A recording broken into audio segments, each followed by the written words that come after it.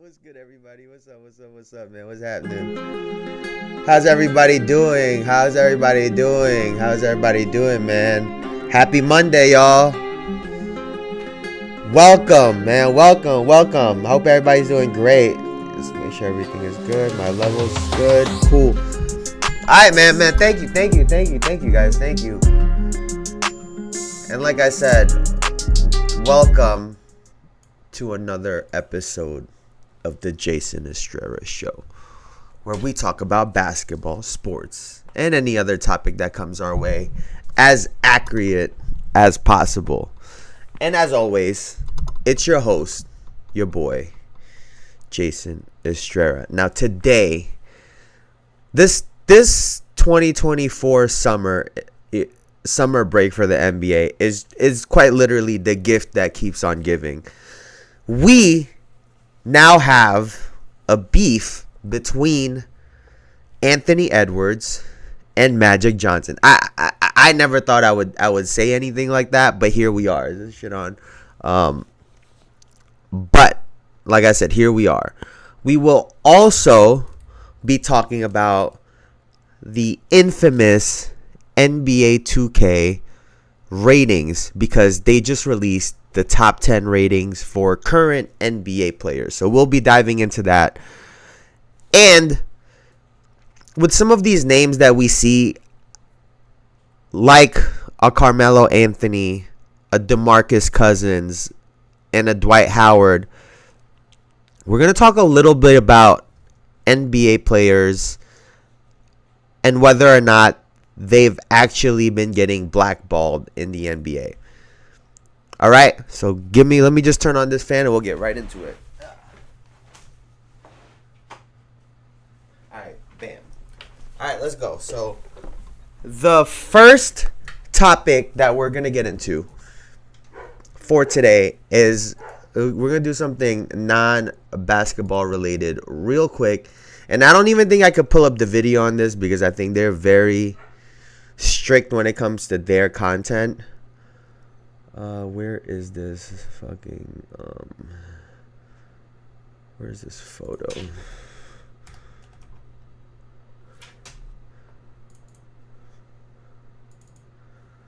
Now, if anybody saw over the weekend, Floyd Money Mayweather was again fighting in a little exhibition match, but the story of it was the referee who seemingly got fired in the middle of a round. Now, it's something we've never seen before. They literally switched referees. It was a different guy after this. I believe that referee kept calling punches behind the head or whatnot. I didn't think they were. I know, a lot of times in boxing, it's a gray area, but I didn't think the punches were behind the head. Floyd has been punching like that for his entire career. But a referee getting essentially substituted out, right, in front of the world, right? And stupid me, I'm over here thinking that this looks staged. This looks, because the referee was pointing it out early, right, that he didn't like the hooks, right? And then you see Floyd in there showing his hook. Whether it was staged or not, I don't know. It looked funny. It was awkward. It was weird. It was a lot of things, right? But it does bring me to this topic of referees that need to face consequences, right? Now, in a situation like that where, let's say it's real and it's happening in real time, and you're a referee that has pride in his career, in your ability to call games, your ability to see things. You've built up a resume. You've built up rapport with people. If that was a legitimate thing, and let's assume that it is, that's embarrassing.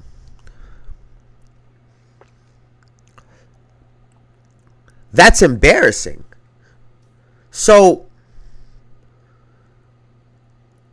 I think that, now I don't think we should make it a trend to start kicking referees out of games and whatnot. However, I do think that when, especially in the NBA, that when these referees get reprimanded, when they have to face a call from the league office, when things go down, that it's made public. When it comes to the players, when they're kicking them out, right? So the NBA player can have whatever reaction. They could be animated. They could be stomping the floor, throwing the mouthpiece or whatever, right? But then the referee could turn around and do some extra shit, like to try to get the fuck out of here, man. Right? To put that out there, right? And I personally think that if a referee is not doing the best job, that there should be consequences. That something should be allowed to happen, whether it's, having to give that, blowing the whistle on that referee for blowing a blatant call, right? If they have, a certain amount of obvious mistakes like that they can't make, or fines should be public. I just think that there needs to be a different way, because clearly their method in doing this is currently not working. But I was also on the record saying that I don't think bad refereeing is going to go anywhere, because the reality is it does generate views. It does create impressions online, right? That when you, as a company, as a business called the NBA, when you have a product that you're selling, a part of those numbers comes from all of the mistakes, right? It's just a part of it, and I think that's the unfortunate thing, right? So, I guess this is me more wishful thinking, hoping, but yeah, I do think I don't think that it'll actually happen. So there's that. Now, moving right along, there's, we're in the off season, obviously. Players are training, getting ready for this upcoming NBA season. And with that comes some out of the box, you could call unorthodox methods, right? And Damian Lillard was recently, this was on Instagram, was recently working out with David Goggins, the man himself. Oh shit. Is that loud for anybody else? What the fuck? You've exhausted all your talent. 75, come on, keep it. 75, come on, James. 48, keep 90. Have better. In your mind, I can do this. We get 10 seconds, come on.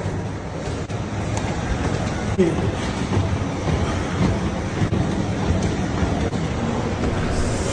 Get that oxygen. Big breath in, big breath in. Up straight, up straight. So we're not going to go through this whole thing. If you want to see the video in its entirety, it's obviously on YouTube, it's on Instagram, it's there.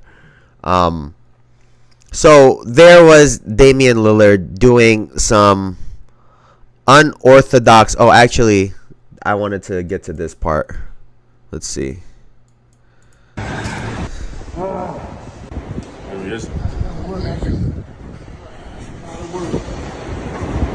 Yesterday I was talking about my thoughts.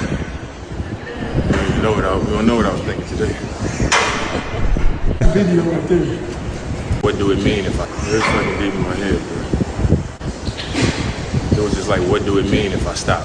You know what I mean? Did your questions? I done said a lot of shit in my life. And I feel like I was about to go against everything I ever said about myself. Everything I ever said about myself, I was about to go against this. And so he there. If you guys didn't hear what Damian Lillard said right there, he basically said he was about to quit. And he's said a lot of shit in his life, like saying about working hard, about commitment. These are things, if you watched any of his interviews, like these are very common things that athletes say, right? And he said he was about to go back on everything he's ever said. That's how difficult the workout was. Now, a lot of things happen during a basketball game, right? A lot of shots, dribbles, cuts, defense, a lot of things happen. There's a lot of aspects of the game that you can work on. There are two things there are two attributes that can help you across the board on everything, right? And that's your cardio, and that's your mentality, having a tough mindset.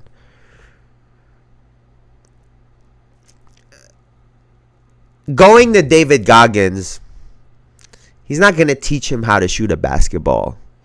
He's not going to teach him how to run. David Goggins is a cardio freak. He's run all these ultra marathons, running. When he's working out, it's high reps. It's a lot of sets. It's a lot of cardio. It's a lot of endurance training.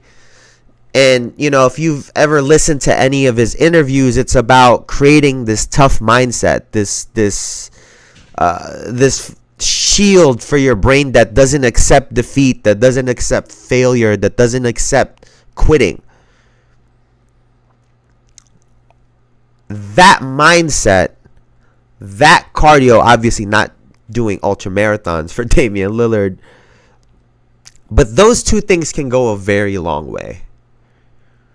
Right? In fighting all the time, they talk about the fact that if you have bad cardio and you get gassed out, a lot of guys give up. A lot of guys, their technique weakens. It's not as sharp. It's not as crisp. They might tap out. Their will to keep going because they just don't have the cardio. It's less. There's all of these things that you hear, right? Now, I'm not going to say that this experience is all of a sudden going to make Damian Lillard and the Milwaukee Bucks the number one team in the league, or he's going to become an MVP candidate, because the reality of this is that's one video. We don't actually know how much time they spent together. That's first and foremost, right? You don't build up the mentality that David Goggins has built up, that he's spent a lifetime achieving, right? If you've heard anything about his childhood and what he's went through, those things are what makes him who he is, right? He could tell you about how to do your mindset, but the reality is David Goggins is David Goggins because of his circumstances and what he did to get out of them. You can't replicate it because you didn't live his life. That's just the reality, right? And so you could learn these things from him, but also, can you learn it in one day? Can you really get more cardio and have better endurance off of training with him for one day? Now, I'm not going to say that Damian Lillard did this for some clicks and views. Maybe he only wanted to show one of the workouts and he was actually there for longer. I don't know, right? I've never looked at Dame as that person, right? He's always been a high integrity, high character type of individual. So I'm not going to say that. However, we also can't say that he's been there for 3 weeks, a month, really working on building that mental fortitude, that toughness, and getting better cardio and endurance. I will say this, because that, especially for Damian Lillard, right? He does a lot of boxing. I know he does, weightlifting. He's a very strong point guard, right? He's had a lot of leg injuries. I know he had a shoulder one recently, right? I think that he would actually benefit from dropping some weight.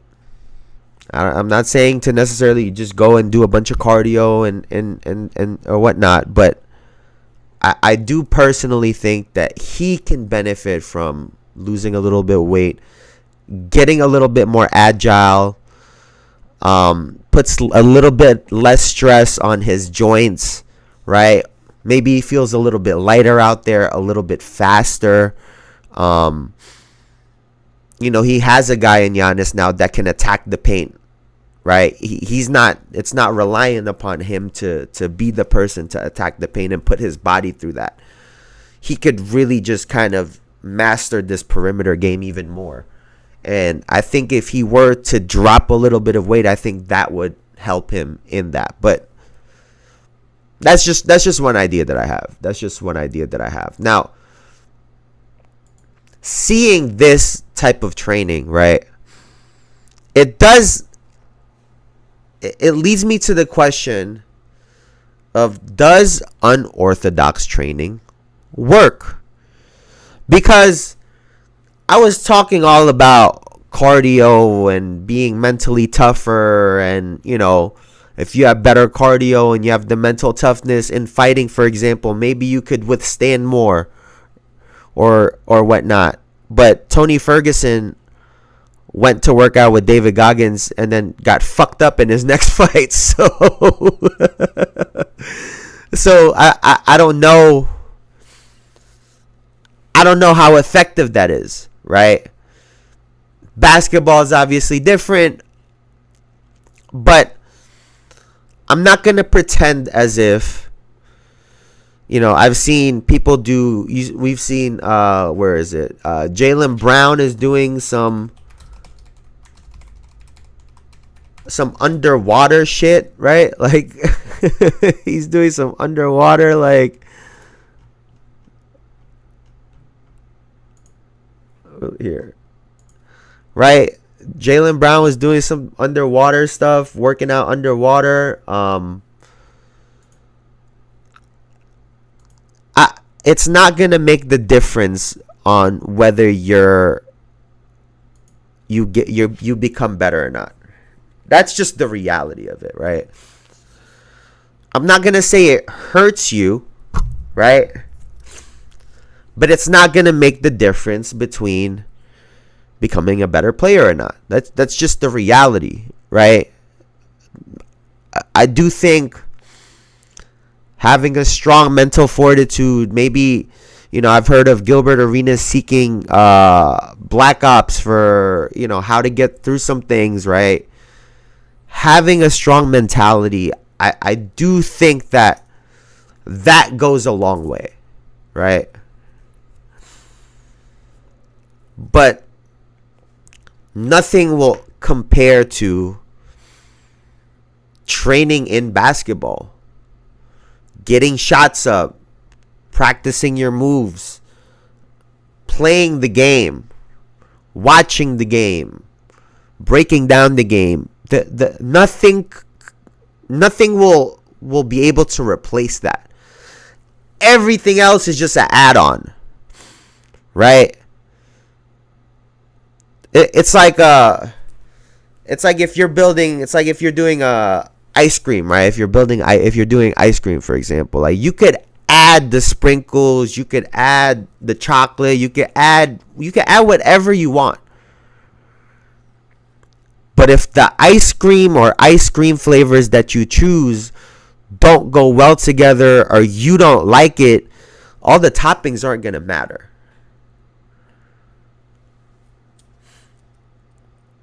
Right? So someone like a Damian Lillard, whose game is sharp, someone like a Jaylen Brown, sprinkles was good, Elijah.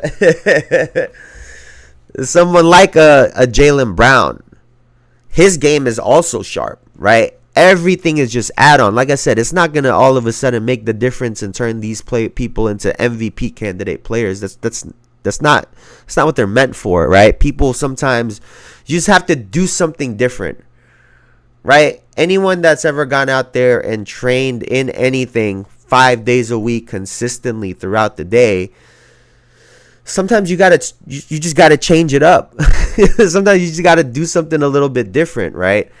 And especially when you get to the top and you're as good as some of these guys are, like Damian Lillard and Jaylen Brown, it's about trying to add just a little bit, just something, right? Players all the time always say they don't ever want to leave any stones unturned. That's all this really is, right? You try something, you see if it works, you see if it doesn't work.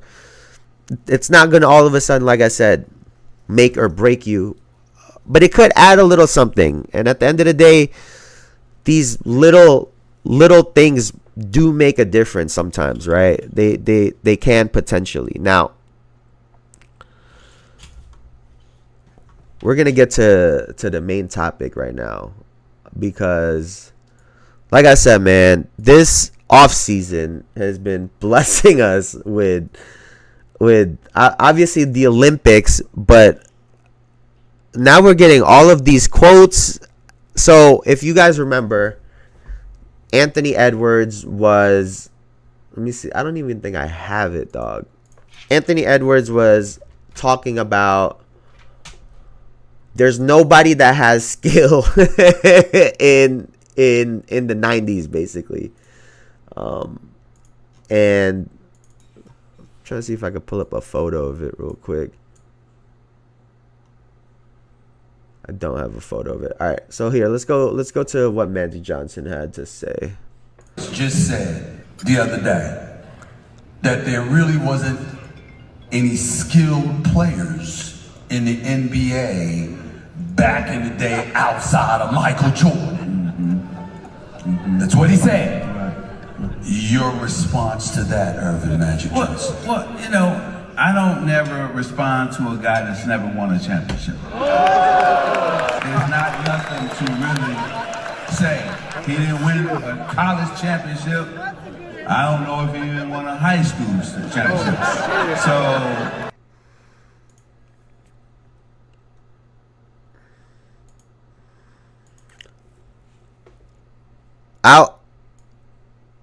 I was taught this very young, right?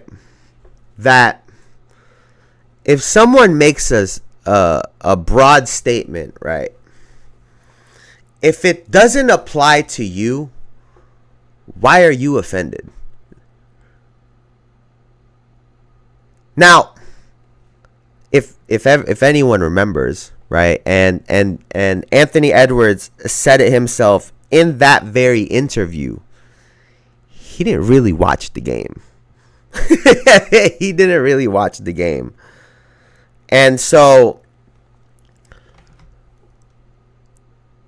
that's one thing, right? So I don't think Magic Johnson,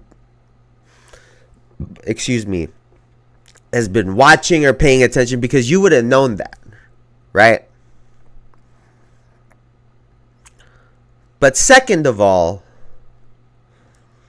he's obviously just using Michael Jordan because that's the player everyone knows. See, yeah, if it doesn't apply, let it fly, right? And I've noticed this recently where there's times where people take things too literal, right? Did Anthony Edwards literally mean that Michael Jordan was the only player back then that had any sort of skill? Obviously not. I mean, if he comes out and says it, then by all means. But I think sometimes we have to take a step back, right, and just listen, right? Because anyone that watched back in the day, anyone that's ever gone through this Michael Jordan debate for as long as I have, would know that part of the reason why people question Michael Jordan's championships is because Magic Johnson was already past his prime and not in the league. There's people that question whether or not Michael Jordan would have won those championships had Magic Johnson been in his prime in the 90s.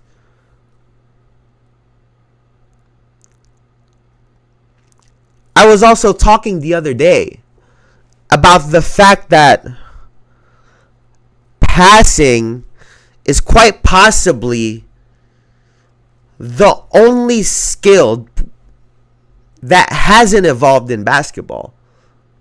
It's the only thing that people cannot replicate. LeBron James, Chris Paul might be the only two. I mean, there's very good passers in the league. Don't get me wrong. But the flashiness that we saw from players from a Jason Kidd, a Steve Nash, a Magic Johnson, Jerry West back in the day, like the names go on, right? Of these guys that just make these fancy ass passes. So instead of bringing attention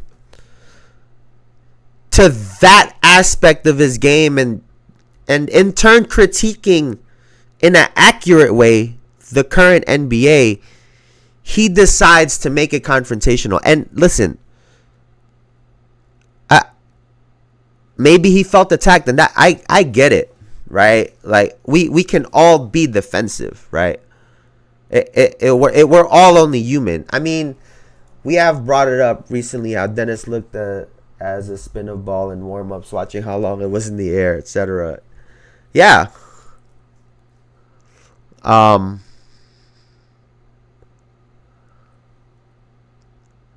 You know, to say,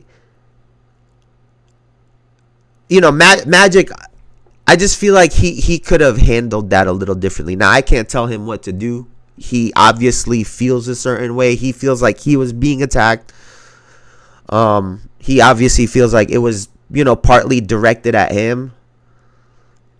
Then you have guys who innovate. It wasn't as well a well thought out statement. If the thought about it, he would have taken back. All should just ignore it. Yeah. And here's the other part too, right? And this is the thing I hate about some of these old heads, right? Anthony Edwards was talking about skill. I get that the definition of skill has gotten a little bit weird over time, right? Skills are the basic things in basketball that everyone can work on. Dribbling, passing, shooting, posting up, running off. All of these things are skills. IQ even, I guess. Like everything, right? And Magic Johnson responds with championships. You see, I'm talking about an individual skill, and you're bringing up a team accomplishment. This is literally apples to oranges. We're not even arguing the same thing. That's my issue with it, right? Is Anthony Edwards' statement extreme? Yes.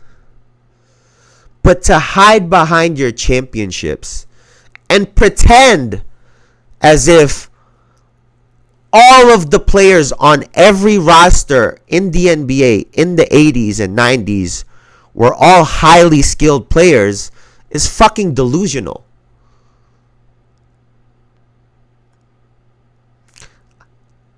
I understand that there are some casual fans now that think because players have skill that they're good basketball players. No, those are two totally different things.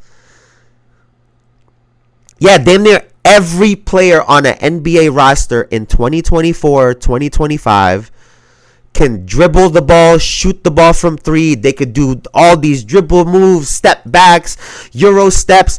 They can do It doesn't mean that they're great basketball players. It doesn't mean that they're smart. It doesn't mean that they're in shape.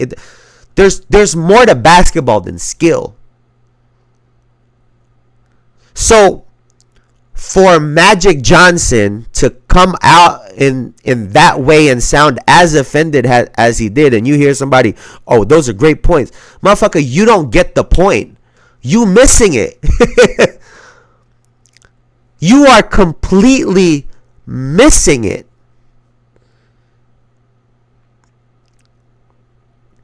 Instead of trying to educate them, you hide behind your championships. Because let's be honest, right? Magic Johnson wasn't no great defender. Magic Johnson wasn't a great ball handler. I laugh when people say he's a great ball handler. Not turning the ball over and being a great ball handler are two totally different things. Totally different things. Has a ugly ass jump shot, but figured out how to get it to go in the middle of his career, and really became a very solid to good spot up shooter. His greatest advantage was the fact that he was 6'9".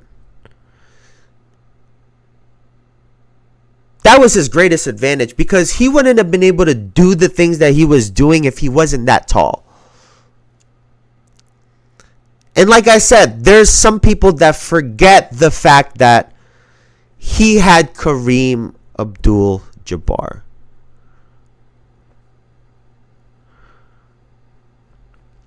I haven't watched enough. He wasn't a great ball handler or a dribble. Okay, fair. No, fair. I guess, I don't know if you would. I guess they are different, right? If in terms of actually just straight dribbling the ball, I guess ball handler could be interpreted as something a little bit different, right? How do you handle pick and rolls, and how do you protect the ball? He was great at that, but in terms of just facing you up and dribbling in front of you, he was never that. Isaiah Thomas was that in that time. Magic Johnson was never that player. There's a reason why if you picked him up at half court, what would he do? He would turn the fuck around. Because he couldn't just stand in front of you and hit crossovers, and it just wasn't his game.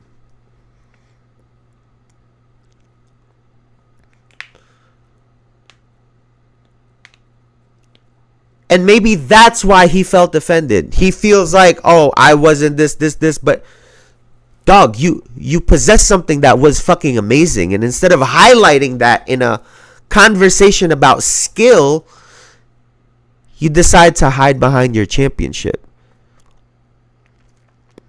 Now, this leads me to the way that these 80s and 90s players are protecting their legacies.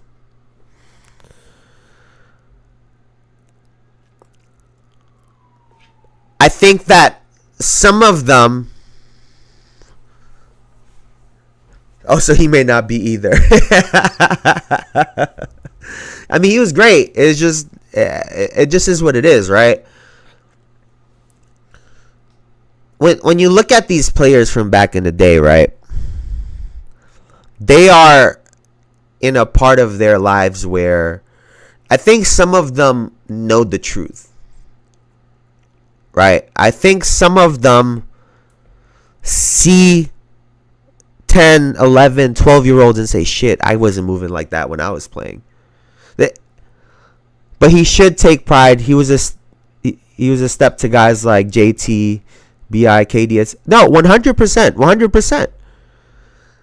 Like even just for an example, right? Like Jason Kidd, I guess to your point, Elijah, a great ball handler. He was just, he always had the ball, but he didn't have a bunch of dribble combo moves. He wasn't that type of a player. You get what I'm saying? Like, not everyone is like a Kyrie Irving or a Steph Curry or a Allen Iverson. You know what I'm saying? There's levels to this, to that part of the game. But going back to these 80s and 90s guys, these guys used their championships to hide some of the deficiencies in their games. Right? I've spoken about it before. It's easy to critique players now because we're watching their full games in real time. When they make mistakes, it's on highlight reels, right? And when it comes to older players from the 80s and 90s, all we can watch are the good things. It's all highlights. It's all the good plays.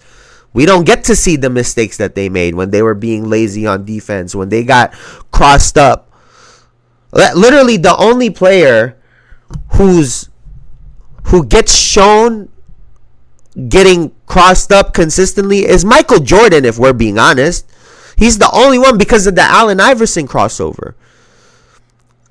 Outside of him, if you really think about conversations that go on now about past NBA players, it's never anything negative. No one ever talks about the turnover that they had, the missed shots. No one. For the most part. So it's easy to attack the guys now. The other part that I think is really funny is So it's not okay for Anthony Edwards to say the 90s wasn't skilled. But it's okay for a 90s player to say, I'd score fucking 50 in today's game. I would average 45 in today's game. How is that okay? You saying the same shit. You're saying they're so trash, I would double my points from back in the day. Make it make sense. How is one okay but the other isn't? You see what I'm saying? The hypocrisy. Oh, it's okay for you to say, oh, these motherfuckers trash. They don't know how to play defense. Not without even breaking down the game.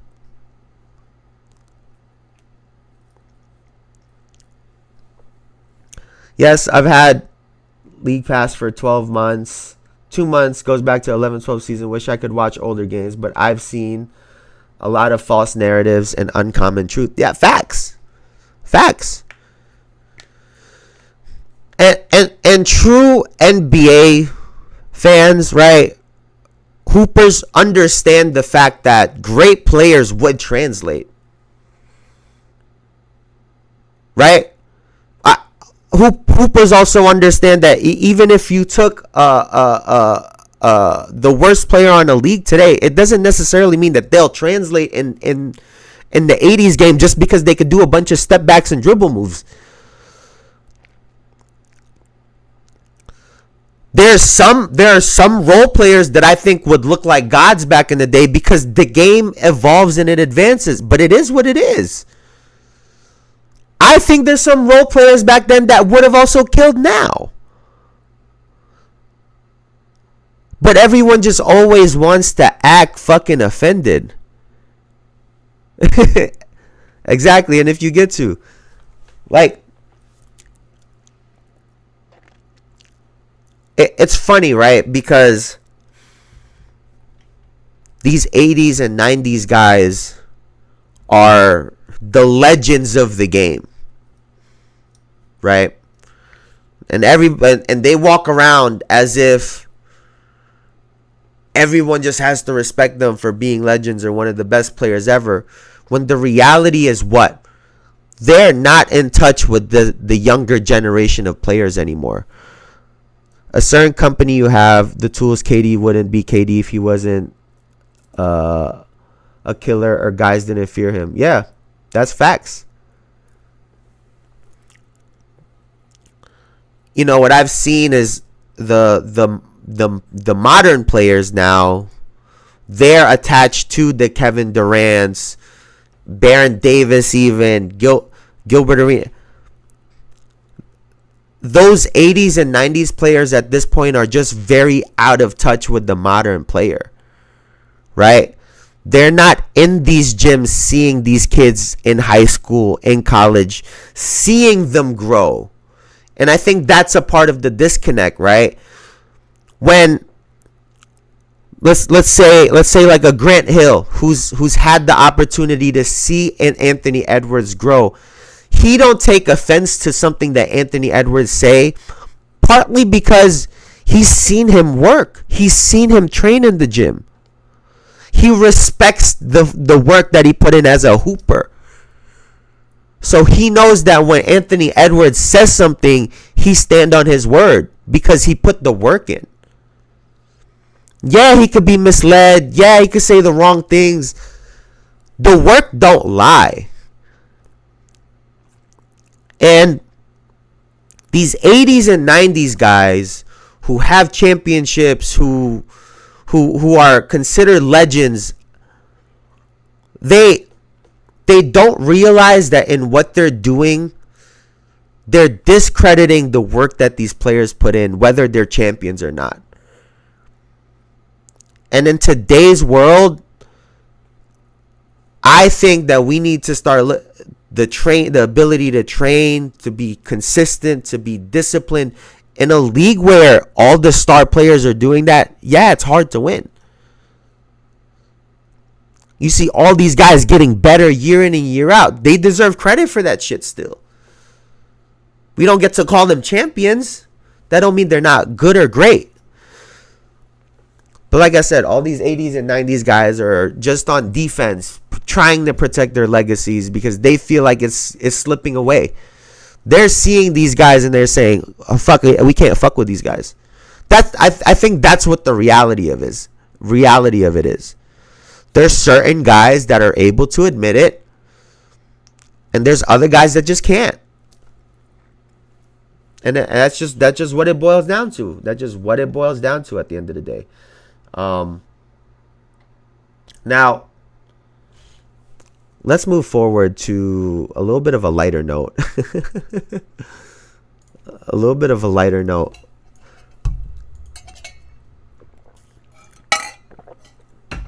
With 2K25 releasing very soon, you know, they've been slowly releasing the top 10 ratings, or the top 100 ratings, sorry. And they finally released the top 10. So, number 1 being Jokic. Luka is at 2. Giannis. Then Shea. Then Joel. Then we have Bron, Steph, Tatum, KD, AD.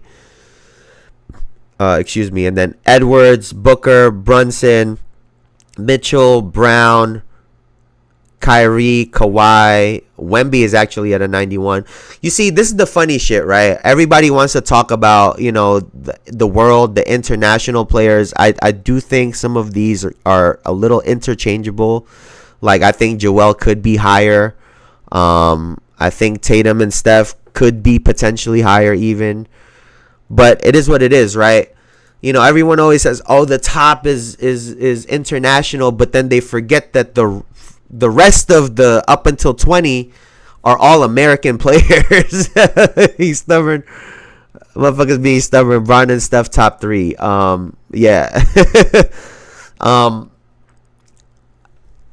Yeah, like I said, I feel like Joel and Jokic are really, and I guess there's just the ratings, but they're a lot closer than people want to give them credit for, if we're being honest. But yeah, this is how this shakes out. I think outside of maybe some placings getting moved around, I think this is pretty good. Ja at 20, I think is still solid, because I know if he starts off hot, they're gonna give that motherfucker a 93 pretty quickly. He's gonna jump up. Yeah, I'm trying to think if there's anyone that they may have left off, and I can't really think of it right now.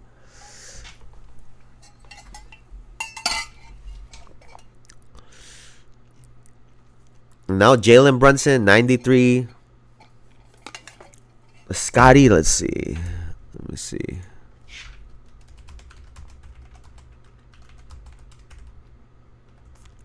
Why is it crazy because it's high, or is it low? What do you think? I mean, he has missed a year though. Essentially a year.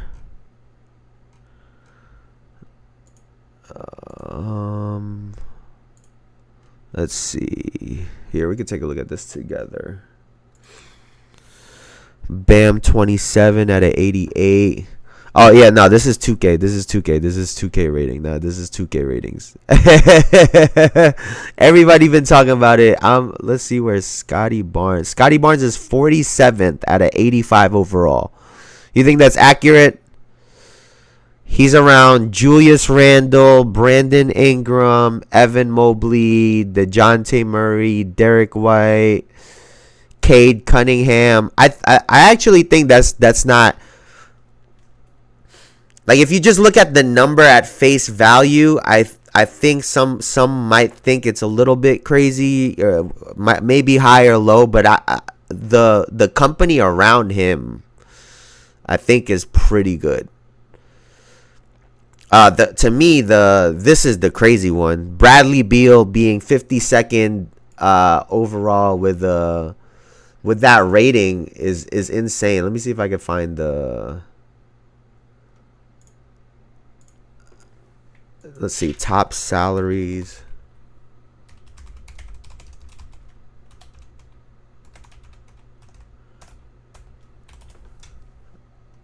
Let's see here. Right, so you guys see Bradley Beal right here, 52nd at 85 overall, and he is 5th in salary. That's what I wanted to look for. That is crazy. That is that's crazy. But I think in terms of the game, I think this is pretty accurate. I think they actually did a pretty good job. So excited to see that. Excited to play that game. I do wonder whose rating is gonna go up very quickly. Oh, I should have checked where fucking Zion was. Because if weight loss Zion, they in trouble, boy. They in trouble. If weight loss Zion come out hot, whoo! They don't want to see him. If he didn't get injured, he would have had damn near 50 and like 12 in that to go into the playoffs. Bro, they didn't want to see that, man. No, sir. I promise you. Not a single team, not a single player in the NBA right now wants to see a healthy Zion Williamson in a playoff series. I promise you, bro. Nobody wants that on their problem. Nobody wants that. Now, let's take a look at this.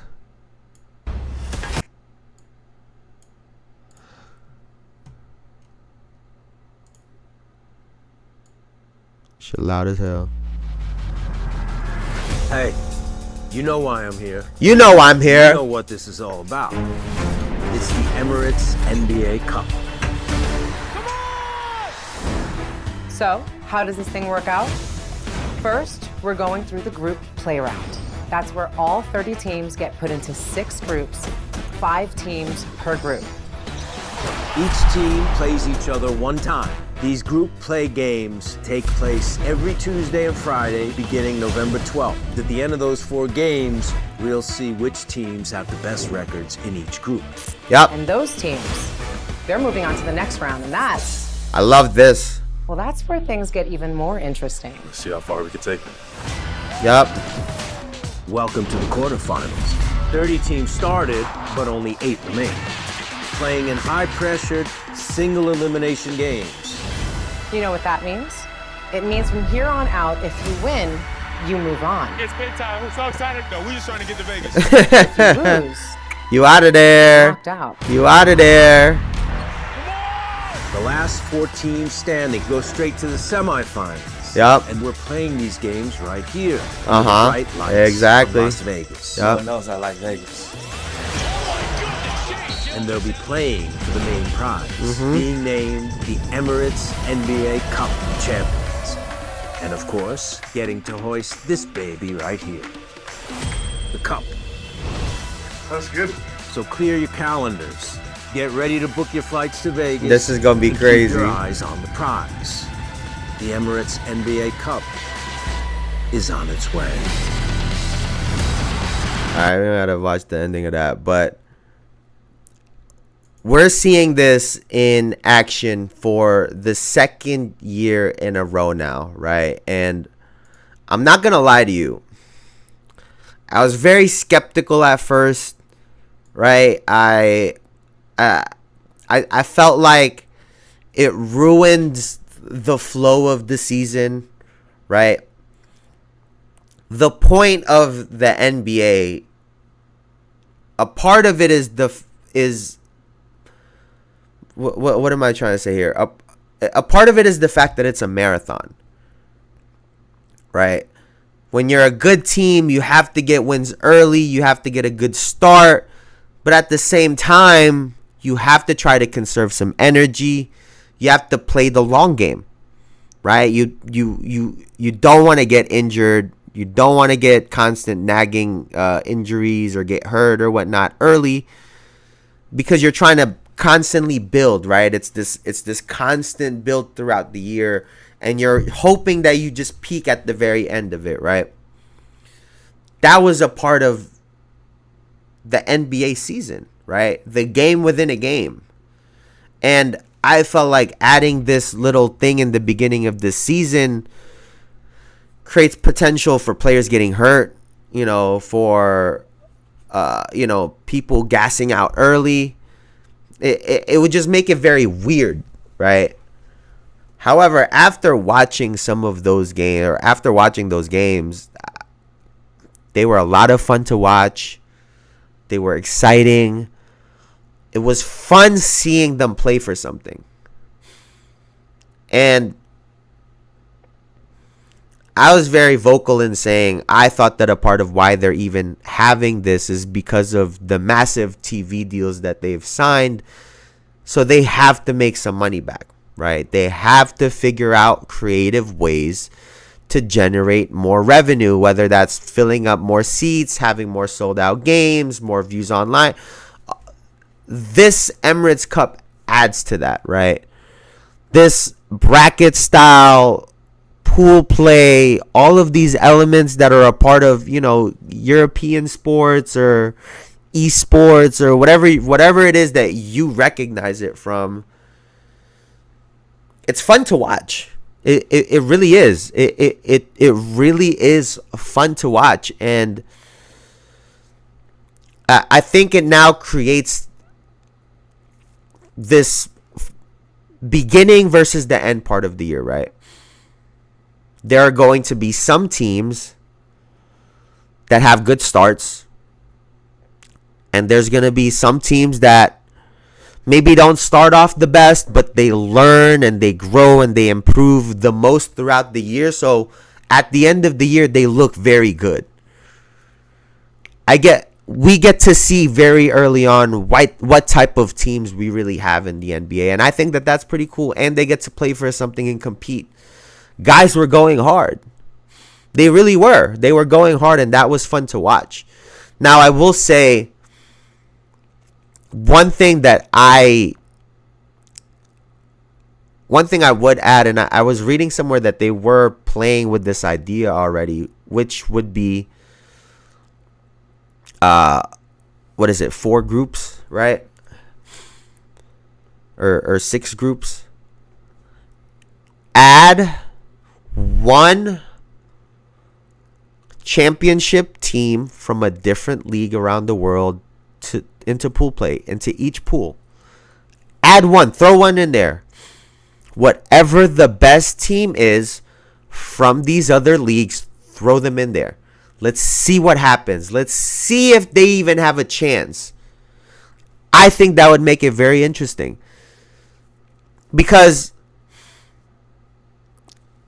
ultimately, right, some of these games don't count anyway.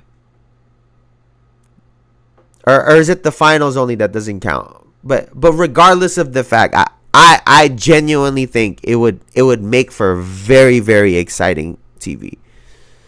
You throw the Euro League champion, you throw the Spain League, whatever, all the best other leagues. Find the 6 best other leagues, or whatever, a couple teams from whatever the best league.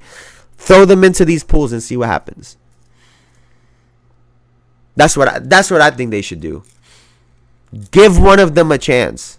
See if we can have a player stand out that maybe we wouldn't have been able to see otherwise, or we could prove that the NBA really is the best, or whatever narrative it is that you want. Like, this can help push it in one way or the other. So I think they should add another team that's outside, a non-NBA team, into pool play. I think that would make it a lot of fun. But will they do that? Who knows? That remains to be seen. Now, moving on.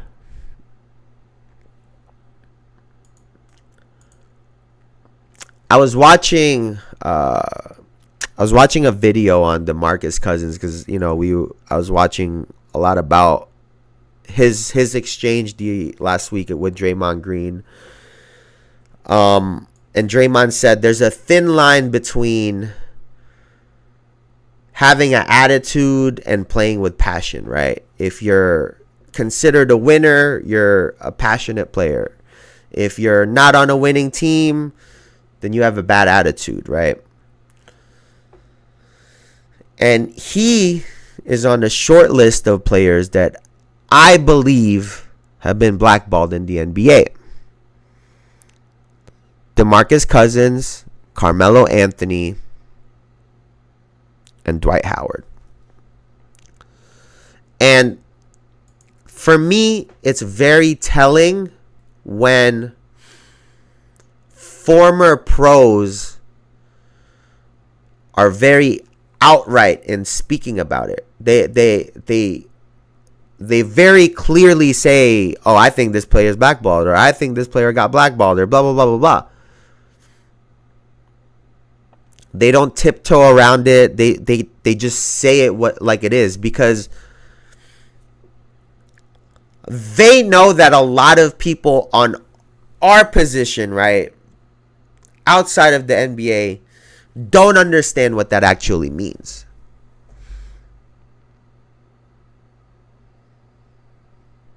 DeMarcus Cousins had injuries at the end of his career. He was dealing with a lot of injuries before the Warriors, and he was on a stint with a whole bunch of other teams. That's why, for me, it's weird when the narrative on him is his attitude, when it could have just been injuries. That's how I know he's being blackballed. Carmelo Anthony, after the Knicks, dealt with Phil Jackson. Now he's going from team to team. Oh, he's a bad teammate. He doesn't want to come off of the bench, and da da da da da. Every time he tells the story, it was, "Oh, they called me and they wanted me. Oh, they wanted me to start." And then it changes. Now come off the bench. Minutes go down. Communication isn't very clear. It's easy for us to say, "Oh, he's being a crybaby. He don't want to come off the bench." But put yourself in his position, and now tell me what it would feel like if on the introductory interview they're saying, "Oh yeah, we really want you to be here. You're going to be a starter. We think you're going to be a great part of our team, our system, the offense. We love what you do, da da da da da." And then you get in there and slowly they start taking plays away from you. They start just leaving you in the corner. You start losing playing time. Now all of a sudden they want you on the bench when initially they wanted you to start. I could understand why he was getting frustrated.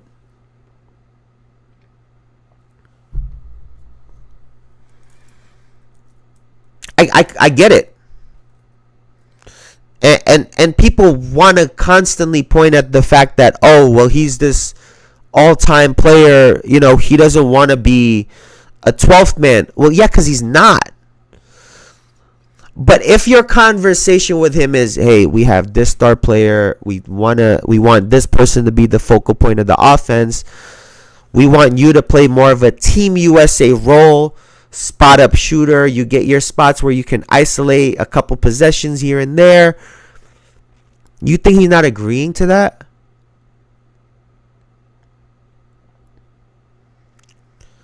For Dwight Howard, people wanted to point out at the fact that his offense never developed or whatnot, right? When, let's just call it what it is, he was a huge part in the Lakers winning that championship.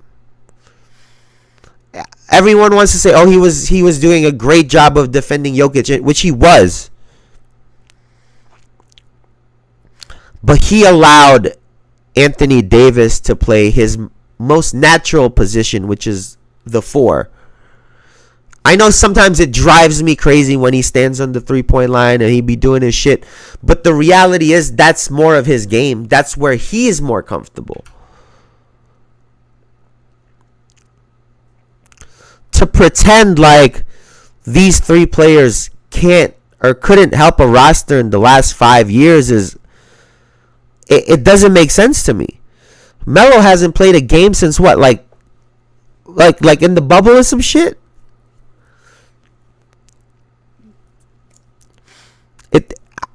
I don't get it. I don't get it. DeMarcus Cousins was really like a Jokic before Jokic. He could post up, he could shoot, he could do everything. He could put the ball on the floor.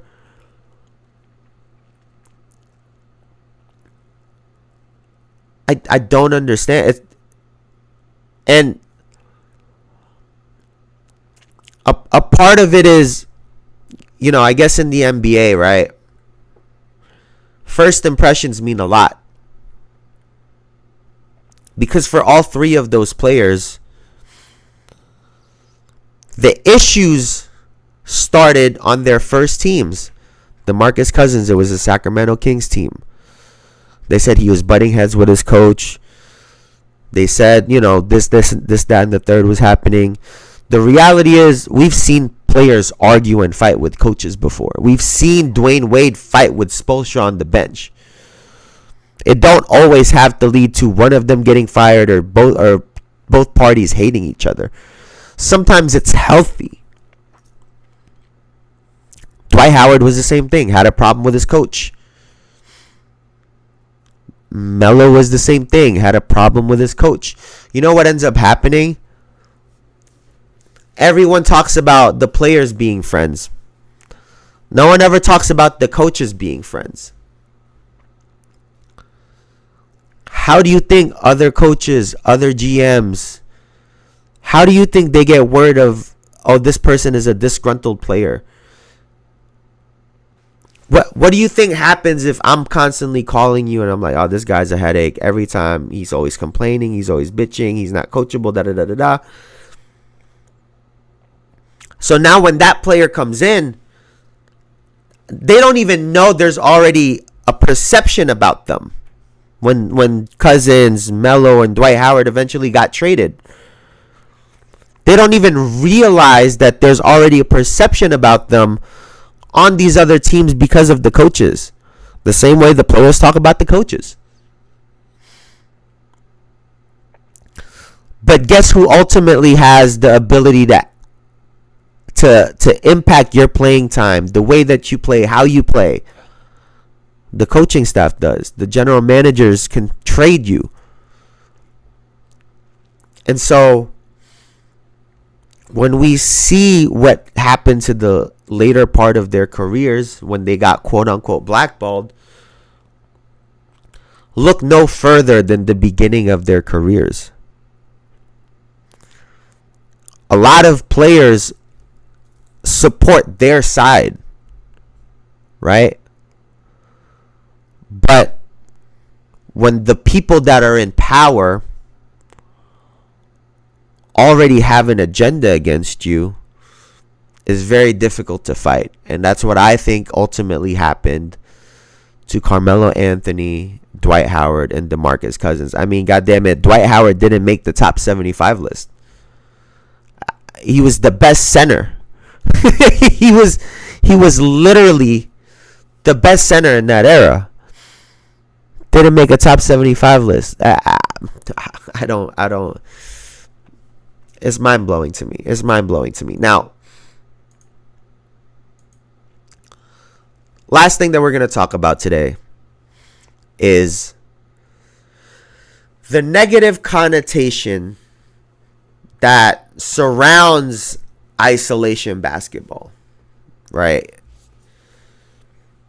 Because in, reading up again on a lot of this Melo stuff, ball stopper, isolate, all of this shit, right? Only to realize that some folks don't understand. Sorry. Like, some people don't understand that the ability to play isolation basketball is like top 2 in one of the most important things that you could do in the game. It's one of the, if not the greatest asset to have. Are there players that rely too much on it? Absolutely.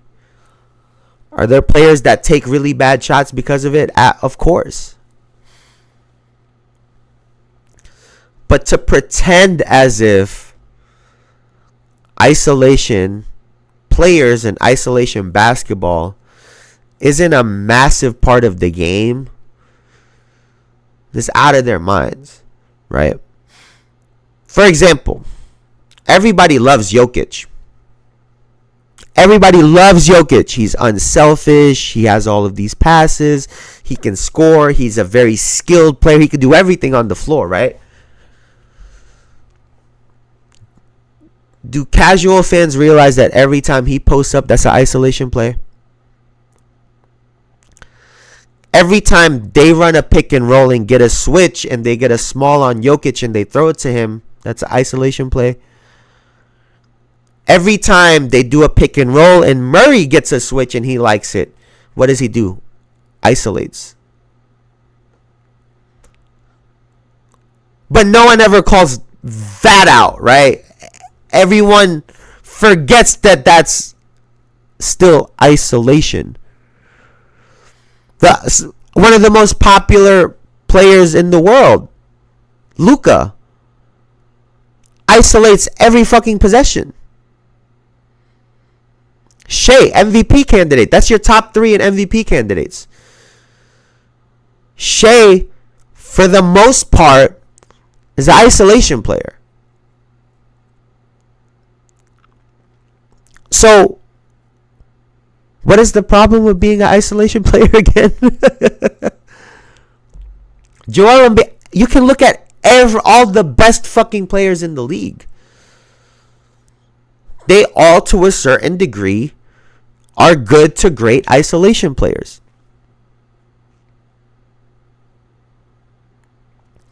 But, you see, something that a casual fan doesn't understand, right, is when you're a great isolation player, teams double you, right?